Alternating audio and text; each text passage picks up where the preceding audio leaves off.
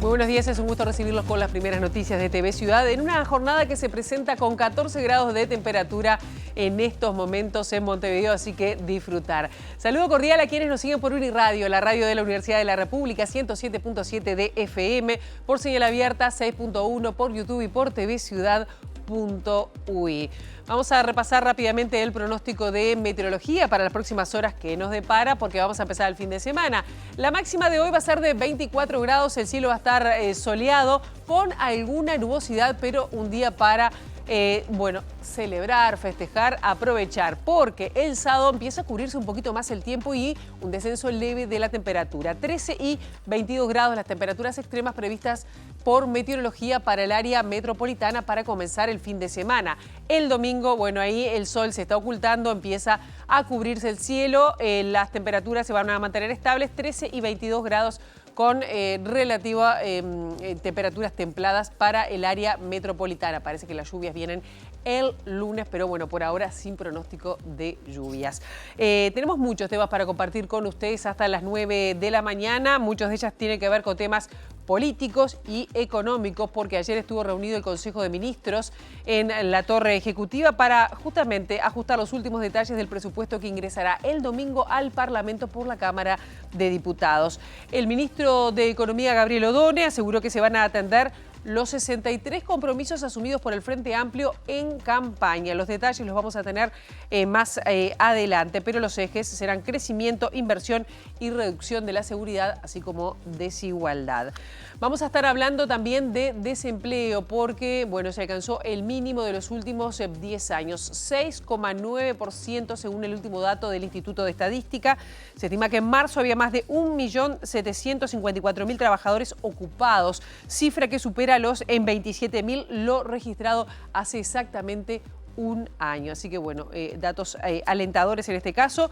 Vamos a estar hablando del presidente Yamandú Orsi, que se encuentra entre los presidentes con mejor imagen positiva de Sudamérica, según la última medición de la consultora argentina CB. Entre ministros, quienes poseen mejor imagen en nuestro país son el de Economía, Gabriel Odone, la de Salud, Cristina Lustenberg, y el de Educación, José Carlos Maía. Los detalles de la consultora también vamos a estar ofreciéndolos en instantes nada más. Y vamos a hablar ahora de temas de castigo infantil, de situación de violencia en los hogares, porque 4 de cada 10 niños, niñas y adolescentes sufrieron algún tipo de violencia en su hogar por parte de su padre, madre o tutor. Esto en el último mes, según un informe que difundió el Ministerio de Desarrollo Social con UNICEF.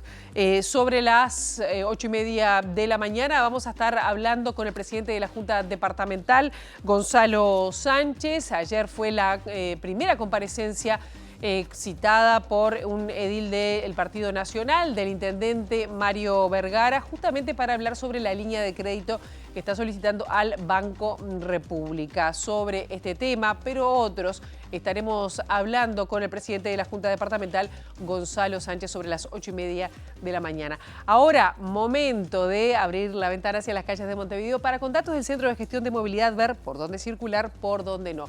@IMTránsito, @MBTransporte, para seguir en tiempo real cualquier cambio en la circulación. Les adelantamos algunos cortes programados. Qué linda que se ve la Rambla, con esas imágenes ahora.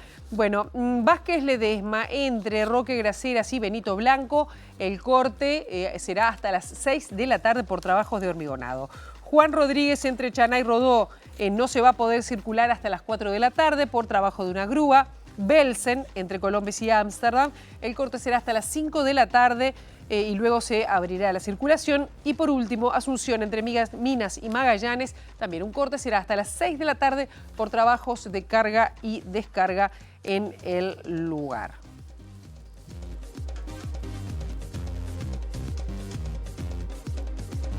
El ministro de Economía, Gabriel Odone, destacó que el presupuesto quinquenal va a ingresar el domingo al Parlamento y contempla 3 grandes objetivos. Uno de ellos tiene que ver con el crecimiento y la inversión, también la seguridad y la disminución de la desigualdad.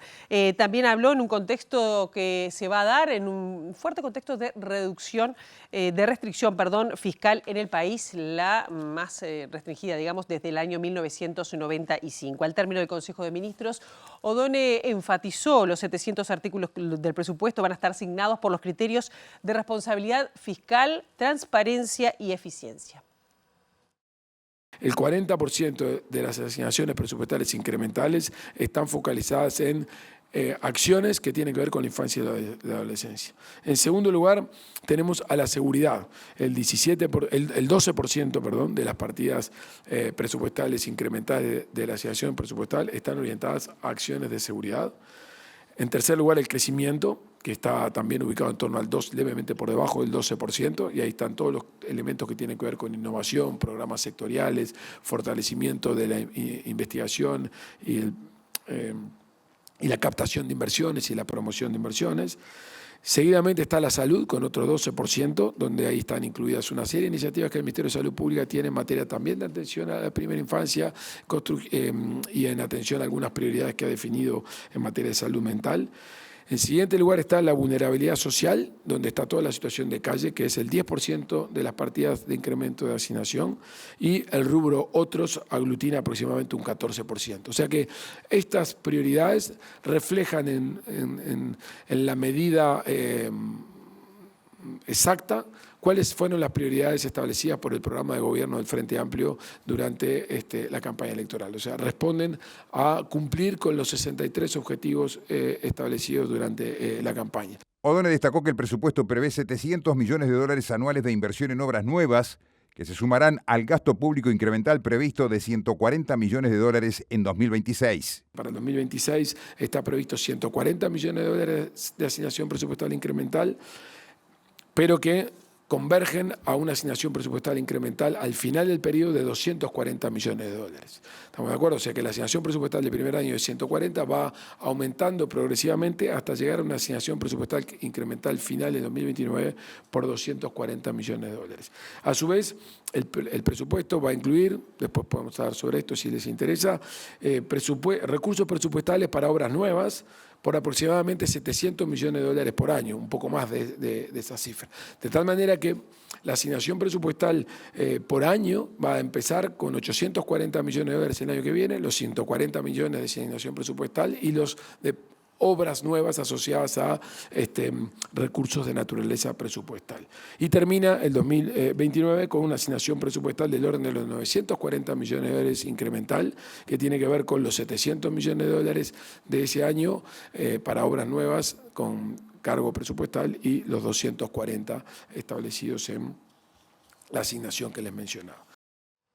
Y desgranando un poco por partes de lo que va a ser este presupuesto, la ministra de Defensa Nacional, Sandra Lasso, se mostró conforme con lo que le está asignando en el presupuesto quinquenal. Consultada por lo dicho por el subsecretario de Economía y Finanzas, Martín Valcorba, cuando definió que el programa del Frente Amplio es impagable, Lasso dijo ser optimista que se puedan alcanzar las metas. Entiendo que es un presupuesto que da oportunidades a quienes nosotros definimos que tiene que dárselas, tiene ejes transversales que son la atención a determinados temas como es la seguridad, y en eso nosotros tenemos un área de frontera que va a verse de alguna manera con un presupuesto que va a mejorar lo que es la vigilancia en ese sentido. Para nosotros el área social era fundamental y bueno, allí tenemos algunos convenios que apuntan a el transporte, de los efectivos que tienen sueldos más sumergidos, de pequeñas cooperaciones en área social de vivienda, en área social del propio salario, que nosotros entendemos que se ven contempladas quizá en forma gradual. Estamos hablando de algo que comienza con el contexto que tenemos, pero que yo creo que es esperanzador y que cumple con esos ejes que son el eje, reitero, de oportunidades y de, sobre todo, de tener un mensaje muy esperanzador que va a ir de alguna manera siendo gradual en lo que tiene que ver con la atención, sobre todo a aquellas franjas que dentro de las fuerzas están más sumergidas a nivel salarial. Pero también tiene que ver con generar otras cosas. Me parece que el hecho de, para nosotros fue muy importante dedicarle a la formación. Nosotros tenemos un importante número de funcionarios, de efectivos que no han podido terminar su ciclo de educación y estamos colocando allí un foco importante para dar oportunidades de crecimiento. Y el ministro de Economía, Gabriel Odone, destacó que se elimina el tope de gasto, que esta restricción tiene un componente además político e ideológico que el gobierno no comparte. Anunció además que al finalizar el quinquenio se prevé una mejora fiscal de 1,5% del Producto Bruto Interno, que le permitirá llegar al equilibrio presupuestal primario, es decir, antes del pago de los intereses. Detrás de una regla de tope de gasto hay un componente ideológico y político que este gobierno no comparte. El tope de gasto, el gasto público no es esencialmente malo, el gasto público tiene que estar dentro de los parámetros para poder manejar la política fiscal, pero el tope no es necesario la existencia de un tope de gasto para mantener las finanzas públicas de manera equilibrada. Por lo tanto, lo que estamos haciendo en este marco de restricción fiscal y con ese horizonte de tope de deuda es establecer un programa de convergencia fiscal a lo largo de los 5 años que va a suponer una mejora del resultado fiscal de aproximadamente 1,5 puntos porcentuales del Producto Bruto Interno. O sea, vamos a hacer una corrección del resultado fiscal de 1,5 de puntos porcentuales del resultado fiscal. ¿Eso a dónde nos lleva? A que al final del periodo vamos a estar en equilibrio presupuestal primario. O sea, antes del pago de intereses vamos a estar en un resultado equilibrado. Odone anunció que se aplicará el impuesto mínimo global a las empresas con facturación anual mayor a $700 millones, las que tendrán que tributar en el país, y confirmó también que las compras por Internet serán gravadas con IVA de 22%, pero se elevará el monto global de $600 a $800 por año. Nosotros vamos a introducir solamente un gravamen de 22% a aquellas compras que se hagan por envíos express. Vamos a su vez a habilitar una ampliación de esa franquicia. O sea, hoy se pueden comprar por $200 tres adquisiciones, nosotros lo vamos a llevar hasta 3, o sea que podría ser una sola, pero hasta 3 a $800, de manera tal de que por un lado introducimos un impuesto de 22% y por otro lado ampliamos la franquicia. Con respecto a las inversiones en seguridad, Odone confirmó que se construirán 2 nuevos establecimientos carcelarios, se incorporarán 1.000 funcionarios al Instituto Nacional de Rehabilitación y otros 1.000 funcionarios al Ministerio del Interior. Se duplicará la partida para los policías ejecutivos y se aumentará 40% la cantidad de cámaras de videovigilancia en todo el país. También se anunció la creación de una fiscalía especializada en cibercrimen y otra en género.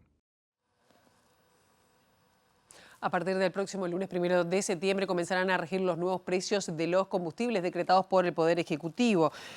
Aumento en el precio del gasoil, en el supergas y una baja en el valor de las naftas. La nafta Super 95 bajará a 0,66%, pasando a costar 78,20 centésimos el litro. Actualmente está en 78,72. La nafta Premium tiene una baja de 0,64% y pasa a costar 80,61 pesos el litro. En tanto, el gasoil se incrementa 4,28% y pasa a valer 50,14 pesos el litro. En tanto, el gasoil 10S aumenta 3,74% y valdrá 57,14 por litro. Por último, el supergas tiene una suba de 9,52% y pasará a costar 88,46 el kilo, con lo que la garrafa de supergas pasará de 13 kilos pasará a costar de 1.050 pesos actuales a 1.150 sin costo de envío. Los integrantes del Consejo Directivo Central de la ANEP, en representación de los docentes, Julián Mazzoni y Daisy Iglesias, cuestionaron que no ha pasado todavía por el organismo, por el Consejo del Organismo, la decisión que ya dio el Poder Ejecutivo de reponer o retomar las direcciones generales, o mejor dicho, los consejos de educación y la creación de la Universidad de la Educación. A esto se suman las diferencias entre los planteos de la coordinadora de los sindicatos y el gobierno en la negociación salarial.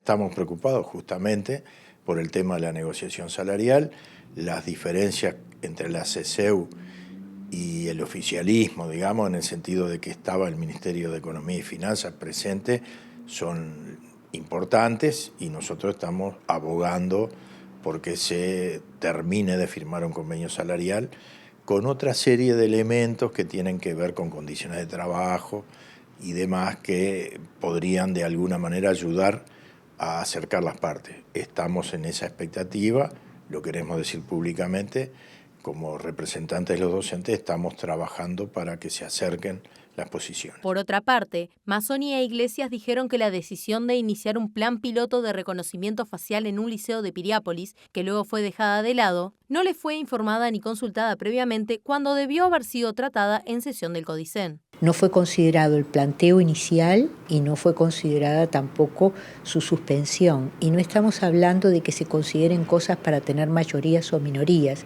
Estamos hablando que las decisiones debe adoptarlas alguien y quien las adopta debe ser el organismo que está legitimado para hacerlo. En este caso no sucedió. La seguridad es la principal preocupación para el 46% de la ciudadanía uruguaya, según una encuesta de Factum. El trabajo es la segunda preocupación, aunque en un porcentaje menor.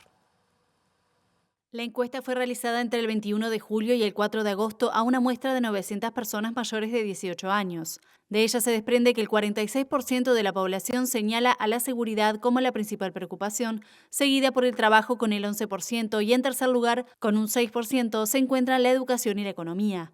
En tanto, la indigencia y la pobreza es la mayor preocupación para un 5% de las personas encuestadas. En los últimos lugares, con un 1%, están respuestas como la política y políticos, los impuestos, la justicia, el gobierno, la corrupción, la salud mental, la vivienda y el transporte.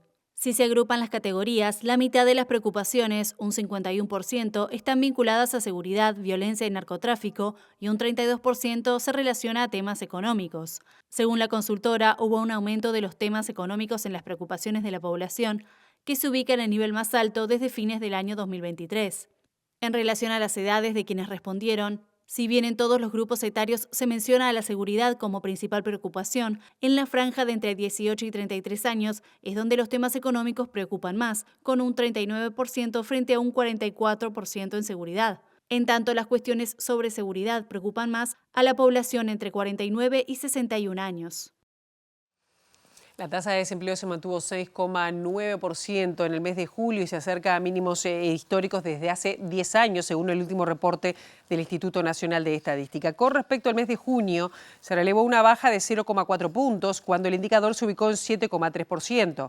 En julio, la tasa de actividad para el total del país se situó en 64,2% y la tasa de empleo en 59,8%. Sobre el indicador de desempleo para el mes de julio, diferenciado por sexo, la tasa para mujeres se registró en 8,6% de desempleo y para los varones 5,4%.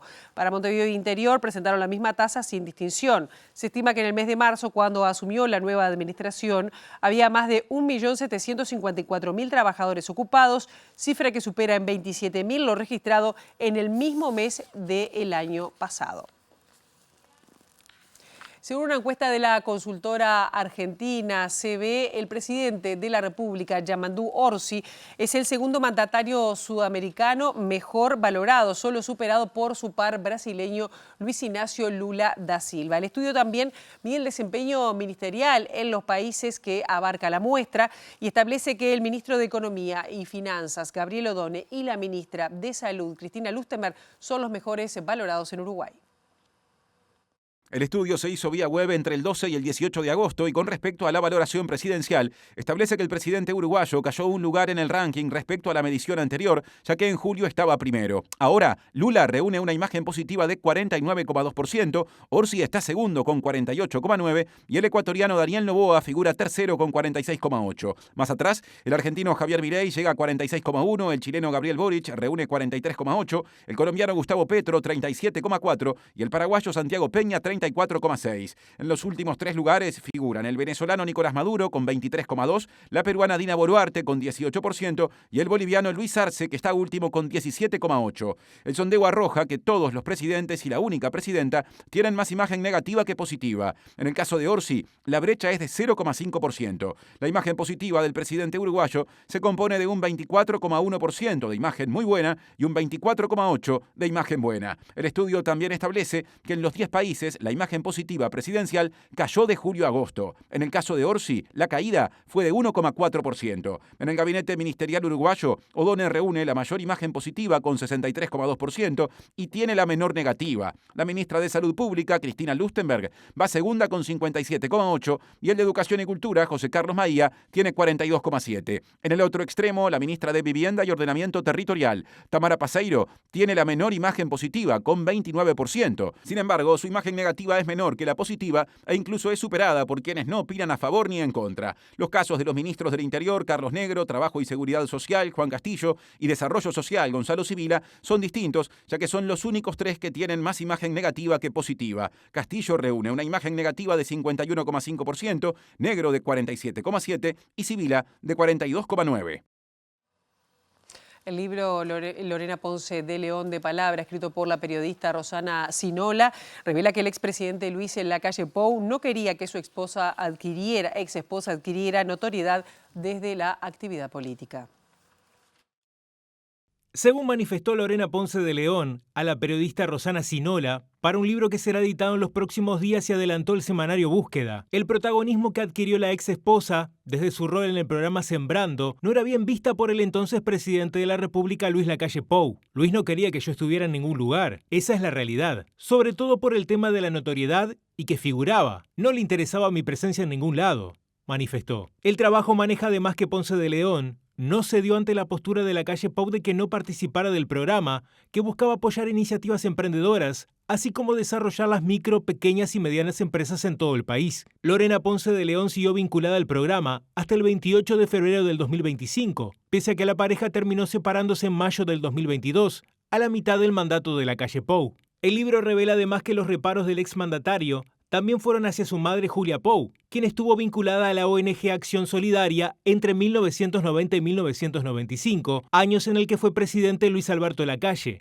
Según el testimonio de Ponce de León, a Lacalle Pou no le gustaba que la madre estuviese donde estuviese. Refiriéndose a Julia Pou, Ponce de León señaló que fue una mujer que tuvo mucha presencia como primera dama, y Luis no quería eso conmigo. Básicamente, no quería que tuviera notoriedad ni presencia, ni que tampoco tuviera un lugar en la política. Pienso que quería resguardarme, pero tampoco quería que me luciera mucho, algo que en ese momento me lo llegó a decir.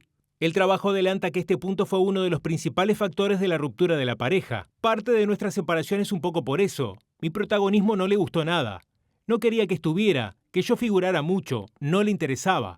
El libro hace referencia a que fueron varios los sectores políticos, principalmente vinculados al departamento de Canelones, que le manifestaron interés a la ex esposa de Lacalle Pou para que se vincule activamente a la vida política. A pesar de lo atractivo de las propuestas, Loli ya había tomado la decisión de no hacer política, por lo menos para las elecciones pasadas, señala la autora del trabajo, pese a que dejó las puertas abiertas a futuras intervenciones desde el plano político. Y justamente la autora del libro, la periodista Rosana Sinola, destacó que la separación de Lacalle Pou es la segunda disolución de un vínculo matrimonial presidencial en la historia de nuestro país. También afirmó que el expresidente de la República estaba al tanto de la realización de esta biografía.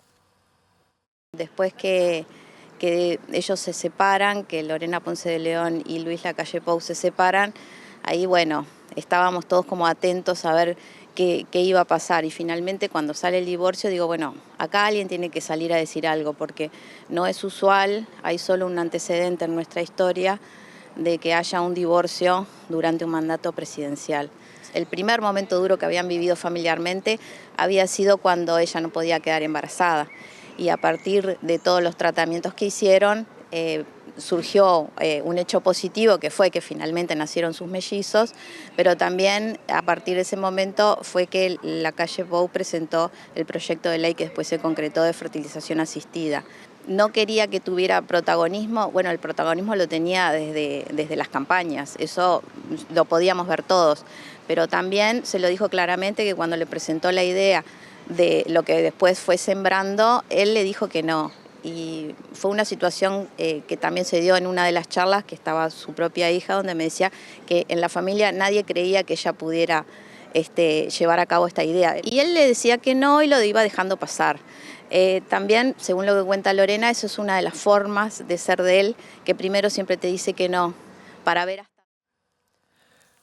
Bien, la justicia permitió a la defensa de Gustavo Penades acceder a los teléfonos de Romina Celeste y Paula Díaz, quienes hicieron una denuncia falsa contra Yamandú Orsi. Solamente podrán ver las conversaciones que Penades mantenía con estas dos personas, referidas además a 2023. La teoría de la defensa de Penades es que se trata de una trama para perjudicar al ex senador. Este tema no lo comparte o tiene algunos reparos en la abogada de las víctimas, Soledad Suárez, porque podría estar vulnerando el derecho a la intimidad de las víctimas.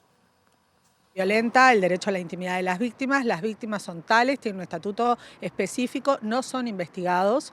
Esto pone en riesgo esa situación.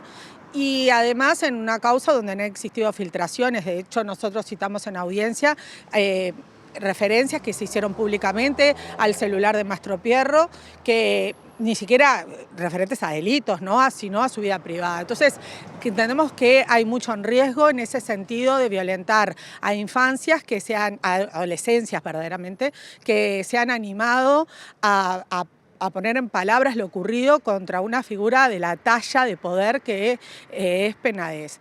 Por lo cual, no queremos dejar eso como si nada, lo resaltamos en la audiencia, la Fiscalía también lo dijo, lo fundó muy bien, nosotros complementamos, estamos hablando de normas internacionales, de la Constitución, etc.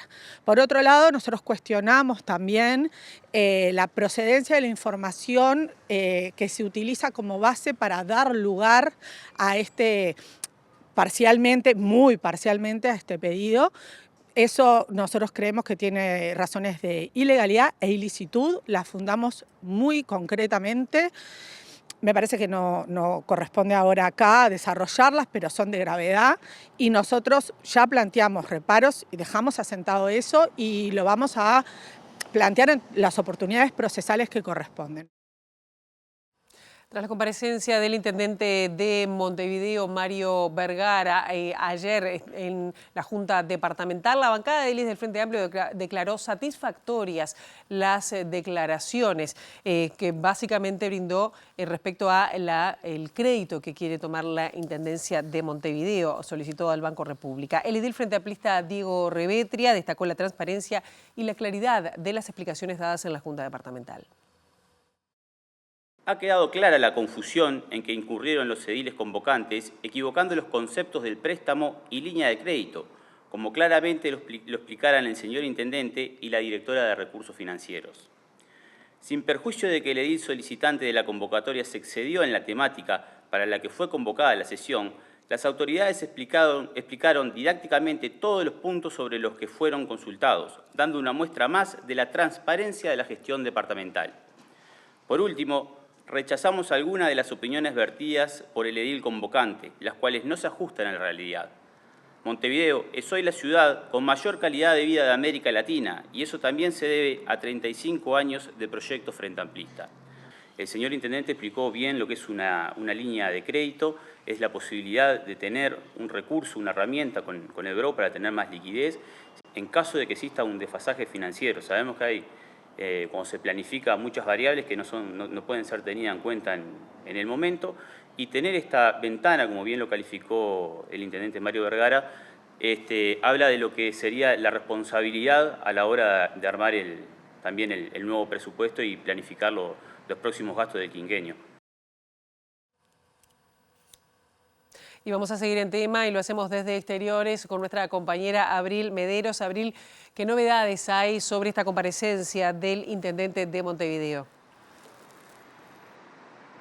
Gracias, Pilar. Buen día. Bueno, sí surgen repercusiones también por el lado de la oposición ante lo que fue la primera comparecencia del intendente Vergara en régimen de comisión general, en este caso ante la Junta Departamental de Montevideo, recordemos por esta línea de crédito que se solicita al Banco República por 61 millones de dólares, una herramienta que según lo han argumentado las autoridades está disponible para el uso de todas las intendencias y que suele ser utilizada particularmente aquí en la capital y que tiene como fin ser utilizada privada, aunque no es necesario eventualmente su uso. Ese es otro de los argumentos que se ha dado por parte del equipo financiero. Recordemos, Vergara participó ayer de esta comparecencia acompañado por la directora de Recursos Financieros, Laura Tavares. Por el lado de la oposición estamos con el edil del Partido Nacional, Juan Ignacio Abdala. Gracias por estos minutos. ¿Qué conformidad con las declaraciones de las autoridades? ¿Qué evaluación se hace? Bueno, nosotros, más que conformes o disconformes, estamos preocupados. Como lo hemos manifestado y como lo manifestó el edil Diego Rodríguez en sala, a nosotros nos preocupa mucho que la Intendencia de Montevideo continúe aumentando su nivel de endeudamiento, sea por los montos que sean, cuando enfrenta los números que enfrenta. Hoy la Intendencia de Montevideo tiene un déficit de 90 millones de dólares que tiene que afrontar. Dentro de esos 90 millones de dólares entendemos que hay, por ejemplo, en el pasivo de la Intendencia un rubro nuevo, que es el cheques diferidos a pagar, que representa 329 millones de pesos, y esos 329 millones de pesos son deuda que la Intendencia tenía del año pasado, que hasta ahora no ha podido pagar. Entonces, a nosotros nos preocupa que estemos entrando en un bucle, en una rueda que sea endeudamiento para pagar más endeudamiento. La Intendencia de Montevideo, por supuesto que está bien que recurra a estas herramientas de financiamiento a los efectos de llevar adelante su gestión, pero también hay que verlo en qué contexto se dan, porque nosotros recibimos ayer al intendente, le agradecimos por supuesto su comparecencia, ya que es algo que en los periodos anteriores no pasaba, que el intendente de Montevideo compareciera a la Junta Departamental. Y se habló de esto que le estoy diciendo, que es una herramienta que todas las intendencias usan, que es normal, que si está bien, si está mal, que está perfecto, pero es entendible que nosotros planteemos el tema del contexto. Por supuesto, ahora vamos a tener la rendición de cuentas para debatir sobre esto, pero es importante que la ciudadanía sepa que cuando la Intendencia toma esa línea de crédito de 60 millones de dólares, lo está haciendo en un contexto. Por lo que entiendo de lo que tú decís, no hay a priori una oposición al uso de esta herramienta particular, sino una preocupación general. Bueno, nosotros todavía no hemos discutido en la bancada del Partido Nacional qué postura vamos a tomar con respecto a la votación de la resolución que el intendente nos envía a la Junta para habilitar la línea de crédito, pero lo que sí reitero nuestra preocupación con el contexto en que se da, porque estamos hablando de que se toma deuda como manera de no ajustar cosas que hay que ajustar, porque la Intendencia de Montevideo no va a solucionar el problema estructural que tiene de déficit mediante la asunción de nuevo endeudamiento. Hay gastos que hay que recortar, hay cosas que hay que reordenar y para eso, por supuesto, estamos esperando el presupuesto. Y lo que me gustaría destacar muy positivamente de la comparecencia del intendente es que se habló de que en estos días nos estará elevando a la Junta Departamental un plan de austeridad, que estará elevándolo dentro de 2 semanas. Lo esperamos con ansias porque entendemos que es muy necesario. Hoy lo único que sabemos de plan de austeridad es el recorte de algunos contratos políticos, por supuesto eso no alcanza, pero la línea de crédito lo vamos a resolver, por supuesto, en bancada, pero es muy importante, para no confundir y no marear, que eso a veces en esto de la política se da un poco, que todo se da en un contexto y que estamos hablando de un endeudamiento que se está dando en un contexto de 90 millones de dólares de déficit que deben recortarse. Muchísimas gracias. A ustedes.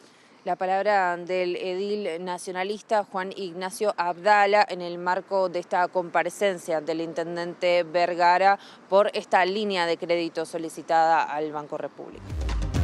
En este segundo bloque de MB Noticias estamos recibiendo con muchísimo gusto al presidente de la Junta Departamental, Gonzalo Sánchez. Bienvenido, un gusto recibirte esta mañana. ¿Cómo estás? Muchas gracias por recibirme. Muy bien. Bueno, ayer la primera comparecencia en régimen de comisión general del intendente de Montevideo por esta línea de crédito del Banco República que va a solicitar la intendencia de Montevideo, por lo menos que la tiene habilitada. ¿Qué evaluación hace de esta primera comparecencia? ¿Cómo se dio el clima en la Junta Departamental? Muy bien, el clima fue muy bueno. En realidad no había muchos elementos como para discutir, porque en realidad es una línea de crédito ya desde el inicio del planteo de la oposición de hacer el llamado a régimen de comisión general. No fue acertado en el sentido de que el texto de la moción hablaba de un préstamo, lo cual era erróneo porque estamos hablando de una línea de crédito. Mario ayer lo explicó claramente. hizo... El edil convocante también incurrió en varios errores al inicio, cuando habla de un préstamo, o sea, ya otra vez incurrió en un error. También habla de una posible violación del artículo 301 de la Constitución, cosa que tampoco sucedió porque la Intendencia en el punto de vista procedimental lo realizó correctamente, lo elevó al Tribunal de Cuentas y ahora va a pasar por la Junta, por lo tanto incurrió en varios errores.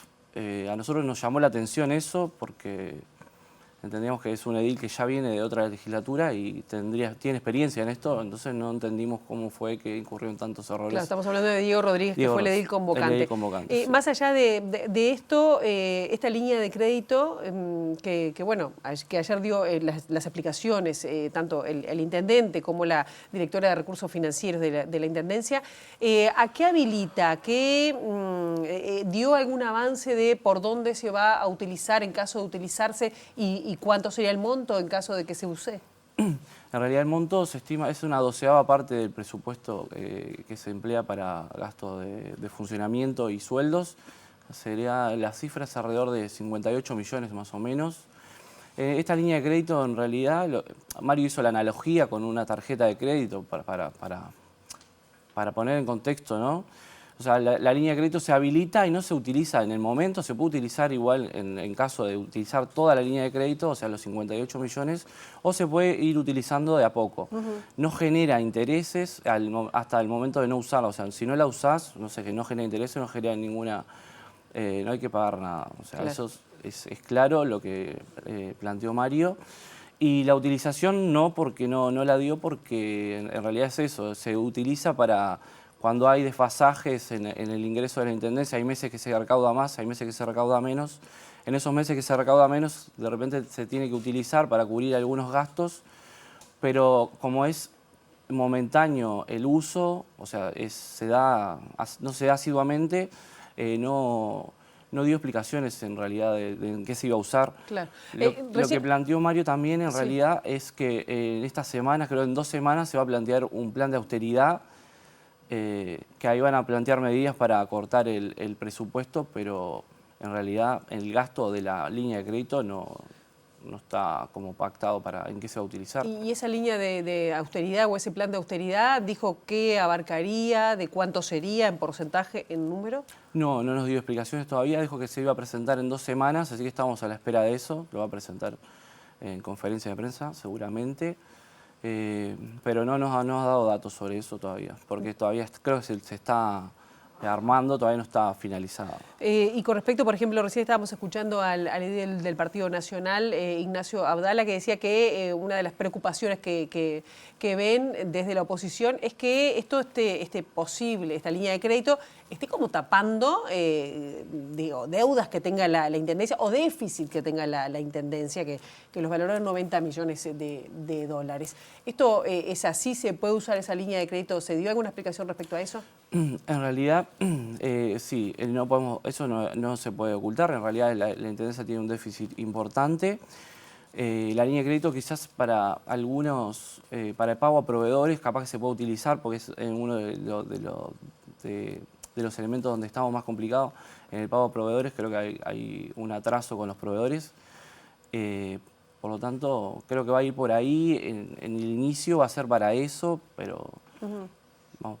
Bien, a principios de este mes de agosto, el intendente convocó a una reunión a los coordinadores de bancada de los partidos con representación en la Junta Departamental. También estuviste como presidente de la Junta Departamental. Se hablaron de varios temas, entre ellos lo que va a ser la rendición de cuentas. ¿Cómo, dio alguna línea? Está esto que el propio Vergara lo ha dicho, ¿no? Del déficit, de la situación financiera, lo dijo acá mismo también en TV Ciudad. ¿Cómo pensás que se va a plantear esa discusión en la Junta Departamental, que son los que finalmente tienen que aprobar esa rendición de cuentas? Va a ser como la primera gran prueba. Sí, la primera gran prueba. En esa reunión hablamos con Mario, la reunión fue más para aclarar de Mario que iba a tener un diálogo fluido con el legislativo departamental, cosa que está sucediendo. Ayer concurrió a Sala, que podía haberse hecho representar, pero fue él y dio las explicaciones como corresponde. Ahora comenzamos sí, con el tratamiento de la rendición de cuentas. Hoy empieza a funcionar la comisión integrada, que es la comisión de Hacienda con presupuesto. Comienza hoy y ya el lunes comienzan las delegaciones de la Intendencia, o sea, los departamentos de la Intendencia, a concurrir a esas sesiones de la comisión integrada para poner a estudio toda la rendición de cuentas. Los dejan en una situación incómoda a los ediles del oficialismo trabajar con esta rendición de cuentas que parece que en Montevideo está compleja. Es bastante compleja la rendición, la vamos a estudiar, hay un déficit importante, pero es un déficit momentáneo que por los datos que hemos obtenido ya se ha saldado ese déficit y bueno, para adelante con el plan de austeridad de Mario y el presupuesto que también vamos a tratar posiblemente a fin de año, diciembre, principios de enero, después de enero no, en realidad en febrero por ahí, después del receso. ¿Se ha saldado el déficit? No. Se ha saldado momentáneamente, o sea, para adelante hay que hacer algunos ajustes para ir acomodando la situación financiera de la Intendencia. ¿Cómo es trabajar, bueno, es tu primera vez como edil, como presidente de la Junta Departamental, 2 en 1, digamos, sí, sí. en esta administración? ¿Cómo tú has dicho que el escuchar a la oposición, a los distintos sectores, es un tema fundamental? ¿Esto cómo se está manejando de cara a que cuando se requieran votos de la oposición? Que, por ejemplo, en la administración anterior estuvo bastante compleja para, por ejemplo, aprobar un crédito, ¿no? del Banco Interamericano de Desarrollo. ¿Eso se está trabajando? ¿Ya se están haciendo contactos ante esa eventualidad? Bueno, sí, me ha tocado la doble tarea, una tarea bastante compleja, la de presidente, pero ya veníamos trabajando en lo que era la Junta, antes en realidad luego de las elecciones ya veníamos trabajando, instruyéndonos en todo lo que era la Junta, pero sí, luego que comenzamos nos dimos cuenta que es un trabajo complejo, pero lo venimos realizando bastante bien. Somos una legislatura que en realidad casi toda la bancada es nueva, también es otro tema más complejo porque hay que ir acomodando, ajustando algunas cosas. Y en el tema con el diálogo de la oposición, venimos con un buen diálogo, repito, es una bancada nueva, ellos son ediles muy jóvenes, en realidad la bancada del Partido Nacional es una bancada bastante joven, y en el tema de diálogo estamos con un buen diálogo, un buen relacionamiento, eso cabe destacar porque es algo a rescatar de esta legislatura. Y si se plantea bueno, la aprobación de un crédito o algo que se necesita en mayorías especiales, ¿se está planteando esa situación? ¿Se está trabajando para eso? En realidad no, porque en realidad Mario todavía no se nos ha planteado del Ejecutivo el pedido de algún préstamo o algo de eso, pero en realidad, ya te digo, con ese buen relacionamiento, ese buen diálogo que tenemos con la oposición, creo que dada la situación no va a ser tan complejo para conseguir los votos porque, ya te digo, estamos en muy buen diálogo y muy buena relación. Yo creí que iba a ser un poco más ardua o más tirante el relacionamiento, pero no, nada. Claro, te pregunto porque a veces en la Junta Departamental de Montevideo, justamente, teniendo además todos los organismos centrales en la misma capital, pasa un poco desapercibida y ¿pensás que hay que darle otro rol, otra impronta al trabajo de la Junta Departamental que no tiene, nada más y nada menos que controlar al Ejecutivo? Sí, en realidad hay que como sacar la Junta hacia la población para que la conozca, que sepa cuáles son las tareas que realiza, para qué está la Junta, cuáles son las tareas que realizan los ediles. En realidad la Junta es un organismo contralor de la Intendencia que regula también los decretos, las multas, todo lo que tiene que ver con la Intendencia. Entonces la población mucho no sabe sobre eso. La idea nuestra o la impronta que le vamos a poner a la Junta es eso, sacar la Junta hacia afuera y que la población en sí la conozca, que Montevideo conozca la Junta Departamental y sepa qué tareas se realizan allí, cómo se le realizan y por qué se realizan. Que en realidad es para mejorar la calidad de vida de todos los ciudadanos de Montevideo. Ese es el espíritu de los ediles. Una más, para una respuesta breve, pero por ejemplo acá estuvo el defensor del vecino de Montevideo, Daniel Arbulo, y dijo que bueno, que quiere hacer algunos cambios para tener más independencia de la Junta Departamental, poder tener más funcionarios, otro presupuesto, porque hoy hasta para imprimirse depende de la Junta Departamental. ¿Está eso sobre la mesa? Sí, hemos recibido el informe en el pleno de la sala de la Junta Departamental, el informe de Defensoría del Vecino. Él plantea algunos aspectos de autonomía, lo cual no está establecido en el reglamento de la Junta, vamos a decir. pero sí los planteos de él serían un poco más de autonomía, eso tenemos que trabajarlo. Se planteó una comisión para tratar el tema de la defensoría, eso lo vamos a trabajar, todavía no está nada hablado, en realidad ahora la Junta en realidad está enfocada a la rendición de cuentas, hay otros temas que vamos a dejar para después de la rendición y después del presupuesto, para poder trabajar los más a pleno y con más detalle. Y es uno de los temas importantes que tenemos que tratar, es ese tema de la Defensoría del Vecino, que en realidad reglamentariamente hay algunos aspectos que Arbulo plantea que no se pueden realizar hoy en día porque reglamentariamente no se pueden realizar. ¿Consulta a su hermano Alejandro, secretario de Presidencia, por algún tema? ¿Por qué lo llama habitualmente? Y cuando a veces para saber algunas cosas, algunas cuestiones políticas, siempre tengo el teléfono abierto hoy para llamarlo y él siempre con buena predisposición me instruye bastante. ¿Lo aconseja bien o más o menos? Bastante bien, sí. ¿Coincide? Sí, en algunas cosas no coincidimos, pero en otras sí. ¿En qué no coincide? En algunos temas políticos a veces no coincidimos, pero en realidad vamos por la misma línea. Igual también yo he aprendido mucho de él en el tema del diálogo con la oposición, el trabajo con la oposición. Esos temas, o sea, lo he consultado con él, que cómo me tengo que manejar y todas esas cosas, y me han servido mucho los consejos para eso, para fomentar el diálogo y el buen relacionamiento con la oposición, que es muy importante. ¿Lo ve bien trabajando como secretario de Presidencia? Sí, lo veo muy bien, muy ocupado. Nos vemos poco, nos vemos en realidad en las reuniones familiares, después es bastante difícil para encontrarlo, porque está todo el tiempo trabajando y le mete muchas horas, así que está bien. Lo veo muy bien. Gonzalo Sánchez, muchísimas gracias por estos minutos. Muchas gracias a ti, muchas gracias por la invitación. Por favor. Y quedamos a las órdenes.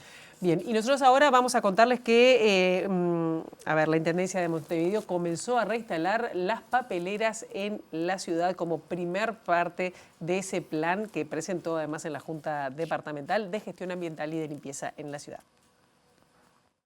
Nos habíamos comprometido a recuperar papeleras en algunos espacios, pero aprendiendo de la experiencia. Esto significa que va a estar acompañado de un programa fuerte de comunicación, con afiches en los comercios, con comunicación con vecinas y vecinos, con mucha fiscalización para controlar el uso correcto de papeleras, también con un control permanente para la gestión, para que se vacíen las veces que sea necesario. Y bueno, comenzamos tal cual nos habíamos comprometido hoy en 18 de julio, seguiremos hacia la Ciudad Vieja a lo largo de toda la avenida y luego iremos hacia La Unión, Paso Molino y extendiendo esto a otras avenidas del departamento. Sí, tenemos que asumir que la papelera es para aquellos residuos que generamos cuando estamos en estos espacios públicos, en avenidas o en parques, en espacios disfrutables, digamos, pero que allí no van residuos voluminosos, no va la bolsita de residuos del apartamento, de la casa, no van los residuos comerciales, no van aquellos materiales que se pueden recuperar para reciclaje, ahí hay que buscar un lugar donde depositarlos, así que si cuidamos y hacemos un buen uso de la papelera, seguramente logremos este objetivo que queremos avanzar en Montevideo, de una ciudad más limpia, pero que depende de que el equipamiento esté, que la gestión sea la correcta y después que vecinas y vecinos se involucren. Estamos comenzando hoy, se van a colocar en esta primera etapa 250 papeleras y luego vamos a seguir. Estamos trabajando con cada uno de los 8 municipios los lugares a instalar y la gestión que incorpora estos componentes que les decía de fiscalización, de educación, lo estamos coordinando con los 8 municipios. Vamos a hablar de básquetbol porque cayó derrotado nuestro país frente a Estados Unidos, 83-70, en los cuartos de final del American Cup, que se está realizando en Managua, Nicaragua, y se despidió de la competencia. El partido comenzó con los norteamericanos predominando, basado en el juego interno y en la supremacía en los rebotes ofensivos. Uruguay solo perdió contra Brasil y Brasil solo perdió con los norteamericanos, lo que enaltece aún más la campaña del equipo de Gerardo Jauri en el certamen continental. Hubo triple empate con 2 victorias cada uno y fue el saldo de puntos de partidos entre sí que ordenó primero a Estados Unidos con una superioridad de 20 puntos, segundo Uruguay, -4 y tercero Brasil con -7.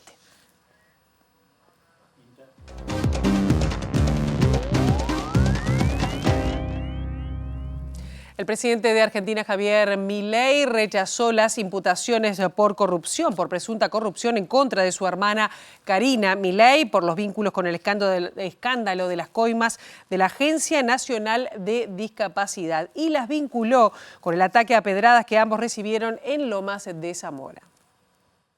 Esto se dio en medio de un contexto de burdas operaciones difamadoras Cuando nos metimos a la política sabíamos que esto iba a ser difícil porque la casta está enquistada en el Estado hace décadas y que van a hacer lo que sea por defender sus privilegios.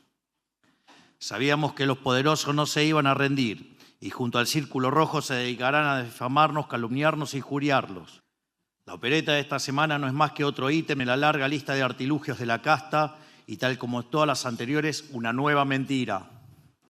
Como en todos los otros casos, dependerá de la justicia esclarecerlo y nosotros nos encontramos a su disposición una vez más. Y esperamos que todo se aclare tan pronto como sea posible. Dos diputadas argentinas protagonizaron una acalorada discusión durante la sesión informativa de este miércoles en el Congreso, donde compareció el jefe del gabinete, Guillermo Francos, para responder preguntas de la oposición en medio de los escándalos de coimas que salpican al gobierno de Javier Milei. Las protagonistas fueron la oficialista Lilia Lemoyne y la ex integrante de La Libertad Avanza, Marcela Pagano, quienes se enfrentaron cuando Pagano tomó la palabra y su ex compañera de bancada se levantó para bloquearle la vista. Le pido por favor que la diputada Lemoyne se corra porque quisiera mirar al señor Francos. Fue la primera queja de la diputada oficialista y se apartó por pedido del presidente de la Cámara de Diputados, Martín Menem, pero en lugar de sentarse en su lugar, se paró junto a Pagano y comenzó a filmarla con su celular, lo que encendió aún más la disputa. Hacelo, amenazá. Amenazá frente a la cámara, dale. Repetí lo que me dijiste recién. Amenazame, dale frente a la cámara. ¿Qué me dijiste recién? Dale, ridícula, anda, ejerce tu banca, anda tu banca, anda tu banca. Seguridad, por favor, seguridad. Seguridad. Guardemos el orden. Le pido por favor.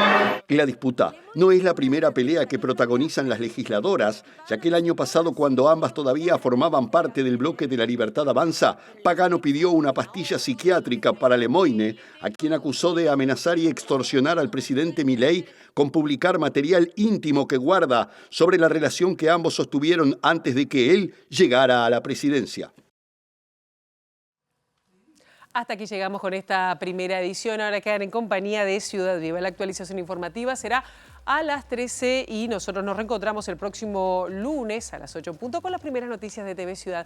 Pasen ustedes muy bien.